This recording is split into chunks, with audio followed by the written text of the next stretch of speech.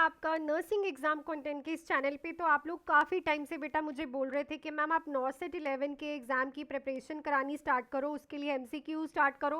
तो बेटा आज से हम एक प्रॉपर एमसीक्यू सीरीज स्टार्ट कर रहे हैं 9 से 11 के लिए, जैसे हमने 10 के लिए किया था, 9 के लिए किया था, 8 के लिए। रेगुलरली हम 12 से 13 क्वेश्चन ऐसे करेंगे जो कि बहुत ही ज़्यादा इंपॉर्टेंट रहेंगे। तो रेगुलरली क्लासेस को देखना, सुबह 12:30 बजे आपको, दोपहर के टाइम 12:30 बजे आप लोगों को देखने को मिला करेगी क्लास। तो चलो पहले ही क्वेश्चन पे हम चलते हैं। हर एक टॉपिक को, हर एक एस्पेक्ट को, हर एक तरह के एमसीक्यू को कवर करेंगे। सो पहला ही क्वेश्चन है हमारे पास, ड्यूरिंग अब्डोमिनल असेसमेंट। तो जब आप अब्डोमिनल असेसमेंट कर रहे हो बेटा पेशेंट की, ठीक है, after inspection what is the next step in the correct sequence. तो अगर आप किसी पेशेंट की अब्डोमिनल असेसमेंट कर रहे हो, इंस्पेक्शन के बाद करेक्ट सीक्वेंस क्या रहेगा, नेक्स्ट स्टेप क्या रहेगा आप लोगों के लिए, ठीक है।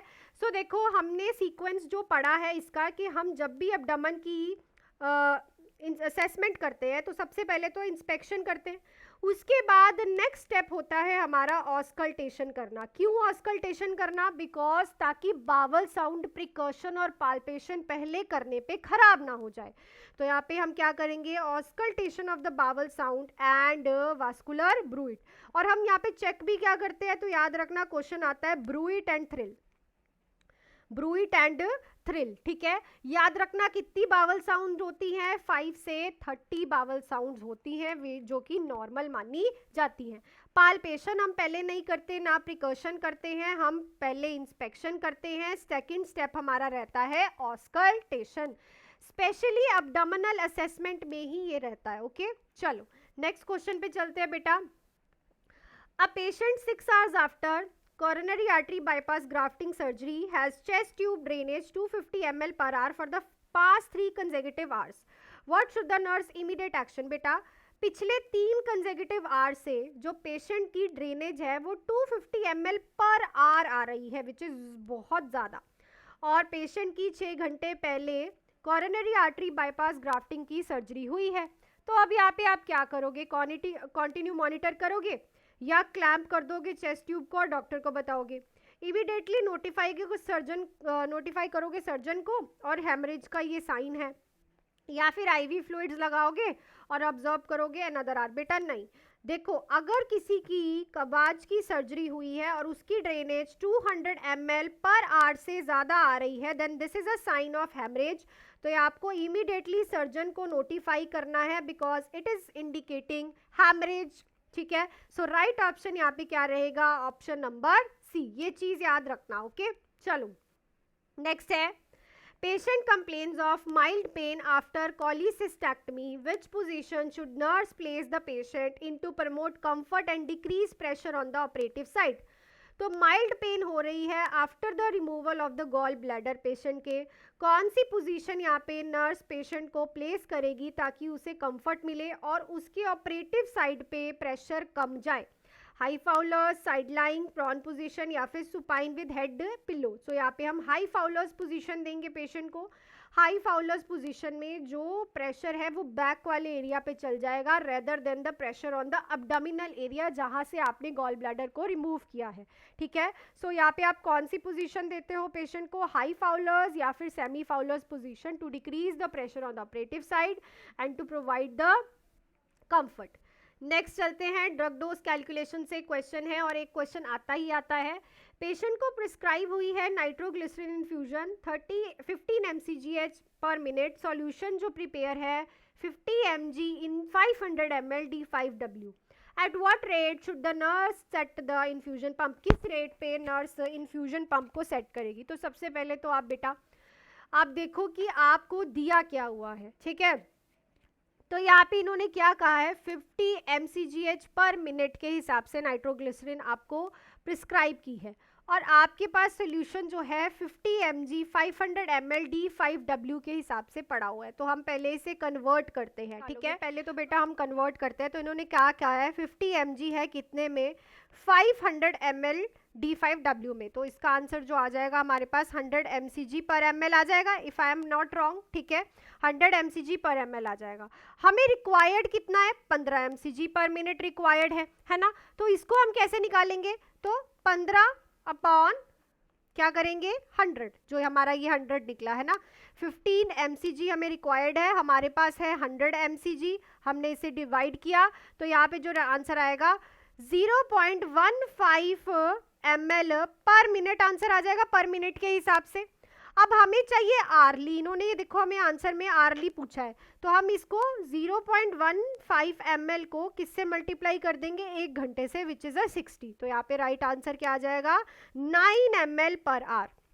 तो right option will be 9 ml per hour. सबसे पहले आपने क्या किया 50 mg in 500 ml, mg in 500 ml से क्या आंसर आया हमारा 100 mcg, जो हमने कन्वर्जन की, ठीक है।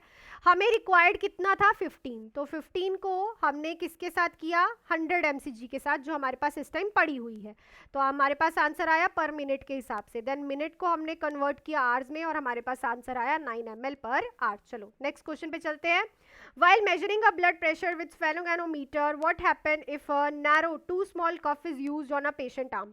पेशेंट की आर्म पे too narrow small cuff use करोगे तो क्या होगा, blood pressure record falsely low, या फिर बीपी ज़्यादा आएगा, एक्यूरेट आएगा, या फिर ओनली सिस्टोलिक बीपी अफेक्टेड होगा। तो बेटा जब टाइट कफ होता है तो जो बीपी है वो फॉल्सली हाई आता है, क्योंकि टाइट और नैरो कफ प्रेशर बहुत ज़्यादा डालेगा ना वेसल्स पे, वेसल्स टाइट हो जाएंगी और फॉल्सली हाई आने वाला है। नेक्स्ट क्वेश्चन पे चलते हैं बेटा। उससे पहले आप लोग ज़रूर जुड़िएगा नॉर्सेट 11 के क्रैश कोर्स पे, प्ले स्टोर से nursing exam content app Mohali download करके, जो कि ओनली अब मिलने वाला है आप लोगों को 1699 में। फुल थ्योरी रहेगी, important topic, MCQs, test series, doubt classes, live and recorded classes. आप सिलेक्शन देख लो, रिसेंटली हमारे एक बच्चे ने ESIC दिल्ली ज्वाइन किया है। ये देखो हमारा बच्चा जिसने इतने सारे नॉर्सेट देने के बाद प्रीलिम्स और मेंस को क्वालिफाई किया है, आप देख सकते हो। और टेस्ट सीरीज भी ज्वाइन कर सकते हो इन ओनली इन 399, या फिर आप लोग 7973244089 पे कॉल मैसेज करके अपने डाउट्स को भी क्लियर करके क्रैश कोर्स ज्वाइन कर सकते हो। तो ये क्रैश कोर्स जरूर ज्वाइन करना, वैलिडिटी इसकी रहेगी टिल एग्जाम तक ये आपका क्रैश कोर्स चलेगा नॉर्सेट 11 का। जुड़ सकते हो, नंबर पे कॉल भी कर सकते हो और ऐप भी डायरेक्टली डाउनलोड कर सकते हो। तो चलो नेक्स्ट क्वेश्चन पे मैं चलती हूँ बच्चा। नेक्स्ट है, a nurse is caring for a patient on a mechanical ventilator. Mechanical ventilator वाले पेशेंट की आप केयर कर रहे हो। ABG शो कर रहा है, पीएच उसकी देखो 7.50 है, तो 7.50 तो ज़्यादा है। Partial pressure of carbon dioxide जो कि कम है बेटा, है ना। देन उसके बाद क्या इंटरप्रिटेशन है, ये नर्स ने इंटरप्ट किया है कि ये रेस्पिरेटरी एल्केलोसिस है। ऑब्वियसली आपको वैल्यू से ही पता चल रहा है, क्योंकि पीएच बढ़ी हुई है, कार्बन डाइऑक्साइड कम है। तो लेबोरेटरी वैल्यू के हिसाब से कौन सी कंडीशन यहाँ पे नर्स लाइकली ऑब्जर्व करेगी, तो ये आपको 4 कंडीशन दे दी, मैग्नीशियम, सोडियम, पोटाशियम या फिर फॉस्फोरस लेवल। तो ऑब्वियसली देखो जब भी रेस्पिरेटरी एल्केलोसिस होता है तो पोटाशियम का शिफ्ट होने लग जाता है इनसाइड द सेल, जिसकी वजह से आउटसाइड पोटाशियम लेवल्स कम हो जाते हैं और हाइपोकेलीमिया होने का खतरा होता है। तो ये चीज़ याद रखना, right option will be option number C. Next है, patient is prescribe nitroglycerin infusion 15 mcg per minute और सोल्यूशन अवेलेबल 50 mg नाइट्रोग्लिसरीन 500। तो ये सेम ही क्वेश्चन आ गया है। इन्फ्यूजन रेट क्या रहेगा 9 ml पर आवर। सो ये पहले भी मैंने क्वेश्चन करवा दिया, मे बी रिपीट हो चुका होगा। चलो नेक्स्ट है, anaphylactic shock is classified under which type of shock. किस टाइप ऑफ शॉक के अंडर ये क्लासीफाई होगा, distributive, obstructive, cardiogenic shock, hypovolaemic shock. So it is a distributive shock. जब भी एनाफ्लेक्टिक शॉक आता है बेटा, वेजोडाइलेशंस हो जाती हैं, बीपी बहुत कम हो जाता है, जिसकी वजह से इसे बोलते हैं डिस्ट्रप्टिव शॉक भी के अंदर ये क्लासिफाइड होता है। नेक्स्ट है, conscious sedation is best described as. जो कॉन्शियस सिडेशन होती है बेटा उसको कैसे डिस्क्राइब करोगे, general anaesthesia, no, modern anaesthesia, mild anaesthesia, deep anaesthesia. देखो जनरल और डीप तो है नहीं, ठीक है, और कॉन्शियस सिडेशन है, so it is a moderate, it is a moderate anaesthesia. इसे हम क्या बोलेंगे, moderate anaesthesia. Clear. So the right option will be option number B. ये क्वेश्चन आपको बहुत बार आए हुए हैं एग्जाम्स में।